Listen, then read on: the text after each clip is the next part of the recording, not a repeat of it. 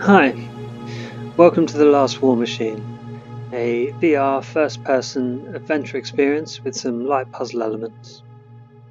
So as you can see, when we begin, we're in this menu, and the controls are laid out in front of us. Now the controls are mapped so that it doesn't matter whether the player is left-handed or right-handed, they only have to use one controller. So the B button or the Y button will turn the tooltips on and off, and the A or the X button will turn the navigation arrow on and off once we're in the game.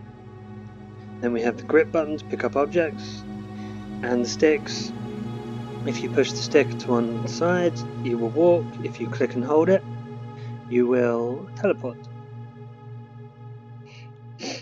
So it used to be that to start the game, a player would just press a button, but I thought this would be a good experience, a good opportunity to teach the player how to grab objects.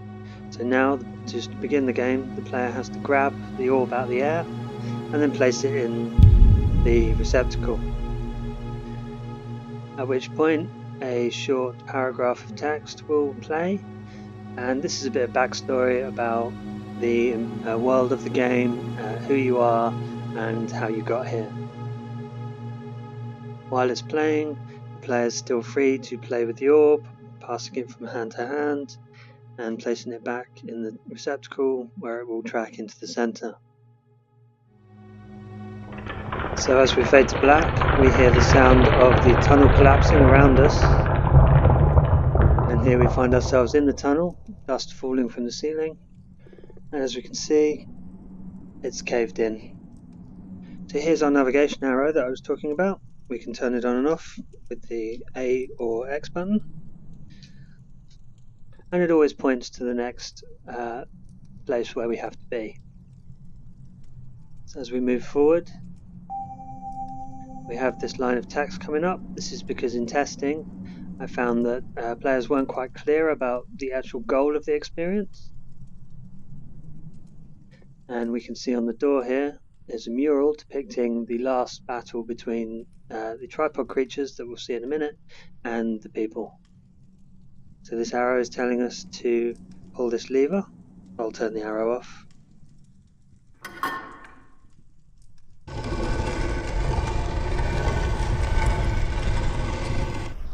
And we find ourselves in an amphitheater. So the player will hopefully be guided to this large mysterious object in the center, and when they approach, an orb will appear, which when picked up will trigger a sound cue, and a leg will pulse segments down, indicating we should go up there. There are also birds flying around which will land on this center console, and when I approach them they will scatter, and they are only triggered when the door opens, along with the particulate matter in the air and the water sound effects. So let's go up to the first altar. As I said, we can either teleport or we can walk.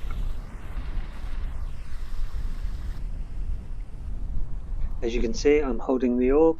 I cannot drop it unless it's in the correct place. So we find this altar and another receptacle. So we place the orb in the receptacle, which displays a sunset icon and changes the time of day to sunset. Now these altars used to be facing the other direction, but we found that when a player would put the orb in there, then they'd be facing this giant foot, and they wouldn't see the time of day transition or the icon appear. So I turned them around 180 degrees. So now back in the center, we can see something glowing.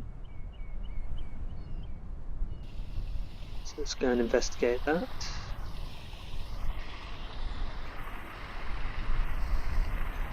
Okay, so we have the matching symbol of sunset under this kind of wobbly shader effect, and it indicates that we should pull the corresponding lever. And when we do, one of the clamps holding the large orb above our head releases, as does the large clamp holding one of the tripod's legs in place. Finally, another orb is released, and we move on to the second leg. So there is no artificial turning in the game because it does bring on nausea. So the player will have to turn in real life. So we place the second orb in. This time we get a moon symbol, and the time of day transitions to night.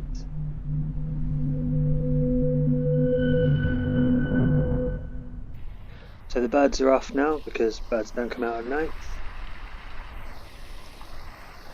If we fall off the world, we get put back into the tunnel.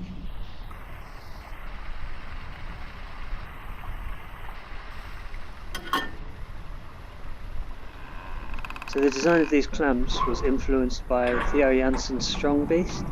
He came up with an algorithm, a kind of mathematical formula for creating mechanical legs that appear incredibly lifelike when they're walking.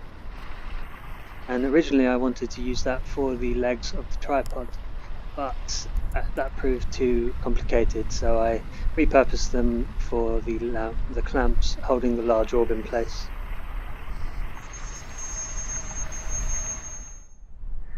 So we have a sunset symbol, and the time of day changes to sunset.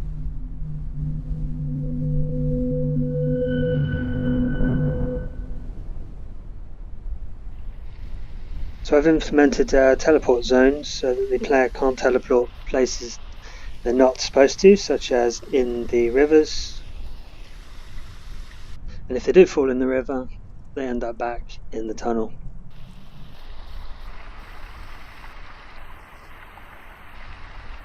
So here we have the final switch, which then locks the player in place so they can't move, so that when the tripod interacts with them, they're in the correct place. The final leg is released, and the large orb above us comes to life, rising up to activate the tripod. He then comes to life and comes down to investigate us. Very curious. I used whale sounds for him because I didn't want to use mechanical sounds, but he's still a large creature. He's very unsure of us. And he goes to attack. But he changed his mind at the last minute as he realizes that we're friendly and we released him.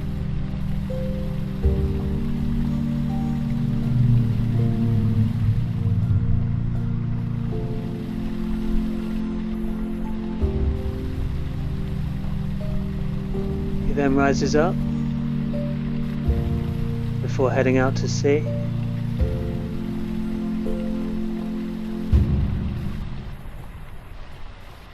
Time to the music. I use particle hits to throw dust in the air when his feet hit the ground, and I move the player up onto here to get a better view of him heading out to sea. Controls are returned to the player so they can now move freely, so that they really get a sense of scale of this creature.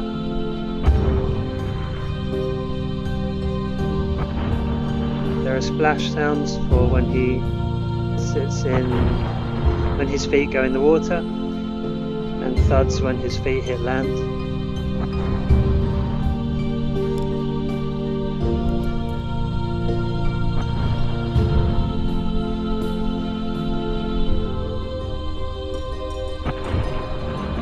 As we fade down to the credits.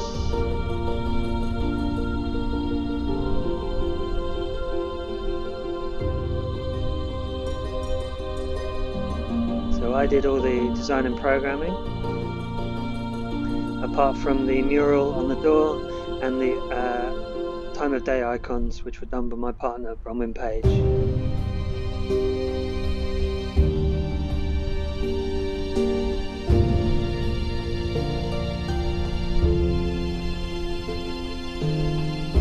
So the game then fades down, reloading itself, but the player is facing the wrong direction, so I put a little piece of text in to tell them to turn around, and we're back ready for either another playthrough or another player. Thank you very much.